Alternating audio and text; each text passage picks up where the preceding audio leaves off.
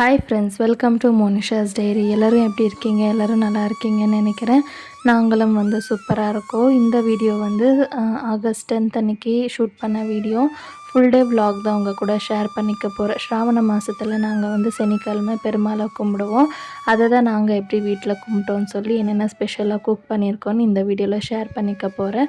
கடைசி வரைக்கும் பார்த்துட்டு வீடியோ எப்படி இருக்குன்னு மறக்காமல் கமெண்ட்ஸில் சொல்லுங்கள். அண்ட் வீடியோ பிடிச்சா ஒரு லைக் போட்டுட்டு இந்த மாதிரி நிறைய வீடியோஸ் பார்க்குறதுக்கு மறக்காமல் நம்ம சேனலை சப்ஸ்கிரைப் பண்ணிவிட்டு பக்கத்தில் இருக்கிற பெல் ஐக்கானில் ஆல்னு செலக்ட் பண்ணி வச்சுக்கோங்க. அப்போ தான் நான் போடுற வீடியோஸ் எதுவுமே மிஸ் பண்ணாமல் உங்களால் பார்க்க முடியும். தங்கச்சிக்கும் லீவ் இருந்ததுனால ஒரு 2 to 3 days ஸ்டே பண்ணுறதுக்காக வந்திருந்தா. ஸோ அவள் இருக்கும்போதே நம்ம பண்ணிட்டோன்னா அவளும் நமக்கு கொஞ்சம் ஹெல்ப் பண்ணுவான். இல்லைன்னா நம்ம தனியாக பண்ணுறதுக்கு கொஞ்சம் கஷ்டமாக இருக்கும்னு சொல்லிட்டு பிளான் பண்ணி தான் ஃபஸ்ட்டு சனிக்கிழமையே நம்ம சாமி கும்பிட்டுறலான்னு சொல்லி பிளான் பண்ணியிருந்தோம். ஸோ ப்ரீவியஸ் டேயே ஒரு சில வேலை எல்லாமே பண்ணி முடிச்சுட்டோம். சனிக்கிழமை காலையிலேயே சீக்கிரமாக எழுந்திரிச்சு ஃப்ரெஷ்அப் ஆகிட்டு நான் வேறு சின்ன சின்ன வேலை பார்த்துட்டு இருந்தேன். தங்கச்சியும் பூஜை ரூம் எல்லாமே க்ளீன் பண்ணிவிட்டு வாசலுக்கு மஞ்சள் குங்குமம் வச்சு கோலம் எல்லாமே போட்டு விட்டுட்டா. அதுக்கப்புறமா நாங்கள் 3 பேருமே கிளம்பி கோயிலுக்கு தான் போயிருந்தோம். ஹஸ்பண்டுக்கு லீவ் இருந்தால் பெரிய கோயிலுக்கு போகலான்னு சொல்லி பிளான் பண்ணியிருந்தோம். அது கொஞ்சம் தூரமாக இருக்குது. சரி, நம்மளால் நடந்து இல்லைன்னா பஸ்ஸில் போயிட்டு வரதுக்கு கொஞ்சம் லேட் ஆகும்னு சொல்லி வீட்டு பக்கத்தில் இருக்கிற கோயிலுக்கு தான் போயிருந்தோம். அன்றைக்கியுமே ரொம்ப சூப்பராக அலங்காரம் எல்லாம் பண்ணியிருந்தாங்க. கூட்டம் எதுவும் இல்லை. ஸோ அதனால் பீஸ்ஃபுல்லாக சாமியெல்லாம் கும்பிட்டுட்டு அங்கே கொஞ்சம் நேரம் இருந்துட்டு அதுக்கப்புறமா அங்கேருந்து கிளம்பி வீட்டுக்கு வந்தோம். கோயிலுக்கு போகிறதுக்கு முன்னாடியே தங்கச்சி ராகி சேமியாலாம் உப்புமா செஞ்சு வச்சுருந்தா. ஸோ வந்த உடனே ஒரு 12 o'clock போல் ஆகிடுச்சு வர்றதுக்குள்ளே. வந்த உடனே பிரேக்ஃபாஸ்ட் எல்லாமே சாப்பிட்டுட்டு கொஞ்சம் நேரம் ரெஸ்ட் எடுத்து இன்னும் கொஞ்சம் சின்ன சின்ன வேலை எல்லாமே இருந்துச்சு. அதுக்கப்புறமா ஒரு 2 o'clock போல் தான் குக்கிங்கவே ஸ்டார்ட் பண்ணேன். குக்கிங்கை ஸ்டார்ட் பண்ணுறதுக்கு முன்னாடி கொஞ்சம் எனர்ஜி வேணும்னு சொல்லிட்டு ஃப்ரூட்ஸ் எதாவது கட் பண்ணி ஃபஸ்ட்டு சாப்பிட்லான்னு சொல்லி ஃப்ரூட்ஸ் எல்லாமே கட் பண்ணி சாப்பிட்டுட்டு அதுக்கப்புறமா நம்ம ஃபஸ்ட்டு பருப்பு தேவையான பருப்புங்க எல்லாம் ஊற வச்சிட்டோன்னா அதை நம்ம ஊறிட்டு இருக்க சைடில் நம்ம வேறு என்ன வேலை இருக்கோ அதெல்லாமே பண்ணிடலான்னு சொல்லிட்டு ஃபஸ்ட்டு பருப்பு வடைக்கு கடலை பருப்பு அண்ட் பாசிப்பருப்பு கொஞ்சம் தேவை இருந்துச்சு சாலட் பண்ணுறதுக்கு.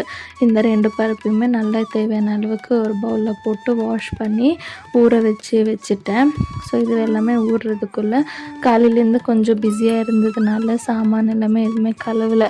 ஸோ அதனால் நான் சரி இது ஊறுட்டு கொஞ்ச நேரம் அதுக்கப்புறமா அடுத்த வேலையை பார்த்துக்கலான்னு சொல்லி பாத்திர கழுவ தான் போயிட்டேன். ஃபஸ்ட்டு நம்ம குக்கிங்கை ஸ்டார்ட் பண்ணுறதுக்கு முன்னாடி கிச்சன் அண்ட் சிங்கில் இருக்கிற சாமான் எல்லாமே நம்ம கழுவி க்ளீன் பண்ணி வச்சிட்டோன்னா அதுக்கப்புறமா நம்ம குக்கிங் பண்ணுறதுக்கு மைண்டுமே கொஞ்சம் ஃப்ரீயாக இருக்கும். நம்ம குக்கிங் பண்ணும்போது வர வெசல்ஸுமே அப்படியே கையோடு ஒன்று அப்படியே கழுவி வச்சிட்டோன்னா ஃபைனலாக நம்ம எல்லா வேலையும் முடிச்சுட்டு பார்க்கும்போது கிச்சனும் கொஞ்சம் க்ளீனாக இருக்கும். சாமானும் நிறைய சேர்ந்துருக்காது. நான் சாமான் கழுவுறதுக்குள்ளே தங்கச்சி குக்கிங்ஸ் என்ன வெஜிடபிள்ஸ் தேவையோ அது எல்லாமே ஒன்று ஒன்றா எடுத்து பாப்பா கையில் கொடுத்துருந்தா. அவள் ஒன்று ஒன்றா எடுத்துகிட்டு கிச்சனில் வச்சுட்டு இருந்தா. நானும் தங்கச்சியுமே நல்லாவே குக் பண்ணுவோம். பட் நிறைய பேருக்கு நாங்கள் தனியாக எப்பயும் குக் பண்ணதில்லை. கூட அம்மா இருப்பாங்க. அவங்க எவ்வளோ குவான்டிட்டி எவ்வளோ பண்ணணும்னு சொல்லுவாங்க. அதுக்கு தகுந்த மாதிரி நாங்கள் எல்லாமே பண்ணுவோம். இந்த வாட்டி நான் ஃப்ரெண்ட்ஸையும் நைட்டு டின்னருக்காக இன்வைட் பண்ணியிருந்தேன். அதனால் ஒரு 10 to 12 மெம்பர்ஸ்க்கு சேர்த்தே குக் பண்ணுற மாதிரி இருந்துச்சு. 2 பேரும் டிஸ்கஸ் பண்ணிவிட்டு இவ்வளோ போதும் அவ்வளோ போதும்னு சொல்லி பேசிகிட்டே குக் பண்ணிகிட்டு இருந்தோம். அதுக்கப்புறமா எனக்கு கொஞ்சம் ஸ்டிச்சிங் ஒர்க் இருந்துச்சுன்னு சொல்லி அதை தான் பண்ணிகிட்டு இருந்தேன்.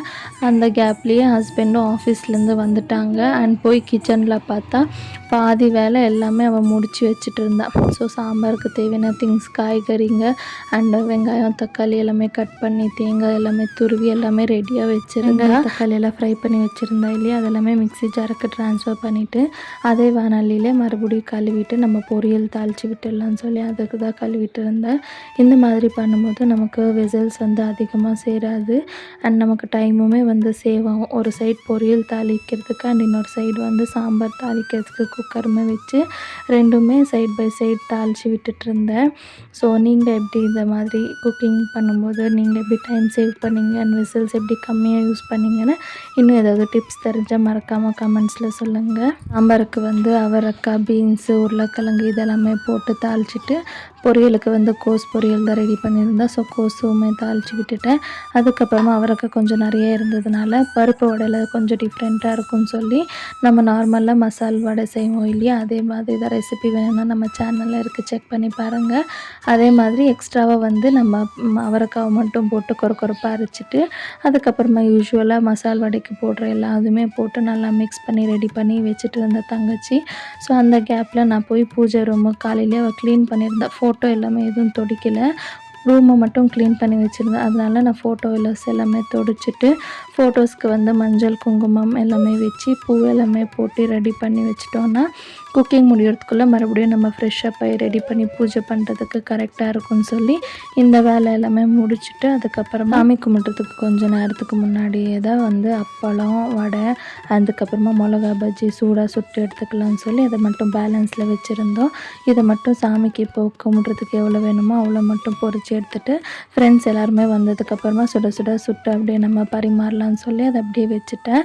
அதுக்கப்புறமா நானும் போய் ரெடி ஆகிட்டு குக் பண்ணது எல்லாமே ஒரு பிளேட்டில் வச்சு சாமிக்கு வச்சு கும்பிட்டாச்சு. அன்றைக்கி நான் என்னென்ன பண்ணியிருந்தேன்னா பாசிப்பருப்பு சேமியா போட்ட பாயாசம், அவரைக்காய் சாம்பார், ரசம், ஒயிட் ரைஸ், கோஸ் பொரியல், பாசிப்பருப்பு சாலடு, அதுக்கப்புறமா வந்து வடை, பஜ்ஜி, அப்பளம் இதெல்லாம் தான் குக் பண்ணியிருந்தேன். ஸோ டேஸ்ட் எதுவுமே பார்க்கல, எல்லாமே கெஸ்ஸிங்கில் தான் உப்பு காரம் எல்லாமே போட்டு செஞ்சுருந்தோம். ஸோ ரொம்ப சூப்பராக வந்துருந்துச்சு. சாமிக்கு படிச்சுட்டு நல்லபடியாக சாமியெல்லாம் கும்பிட்ட பிறகு ஃப்ரெண்ட்ஸ் எல்லாருமே வந்திருந்தாங்க. அவங்களுமே எல்லாமே சாப்பிட்டு ரொம்ப சூப்பராக இருக்குன்னு சொன்னாங்க. அவங்க வந்தது போனது எல்லாமே எதுவுமே நான் வீடியோஸ் வந்து ஷூட் பண்ணல. பிகாஸ் ஒருத்தருக்கு ஒரு ஒப்பீனியன் இருக்கும் இல்லையா, ஸோ அவங்களுக்கு எதுக்கு நம்ம டிஸ்டர்ப் பண்ணணும், அவங்களுக்கு அன்கம்ஃபர்டபுளாக ஃபீல் பண்ணக்கூடாதுன்னு சொல்லி நான் அதுக்கப்புறமா நிறைய வீடியோஸ் எல்லாம் எதுவுமே எடுக்கலை. ஸோ அந்த டேவை ரொம்ப சூப்பராக முடிச்சாச்சு. ஸோ என்னோடய வீடியோவை கடைசி வரைக்கும் பார்த்தவங்களுக்குமே ரொம்ப ரொம்ப தேங்க்ஸ். அண்ட் இந்த வீடியோ பிடிச்ச மறக்காமல் ஒரு லைக் போட்டுட்டு இந்த மாதிரி வேறு எந்த வீடியோஸ் உங்களுக்கு பார்க்க ரொம்ப இன்ட்ரெஸ்டிங்காக இருக்குன்னு கமெண்ட்ஸில் சொல்லுங்கள். அண்ட் இதில் இன்னும் என்ன இம்ப்ரூவ் பண்ணலான்றதும் கமெண்ட்ஸில் சொல்லுங்கள். பாய்.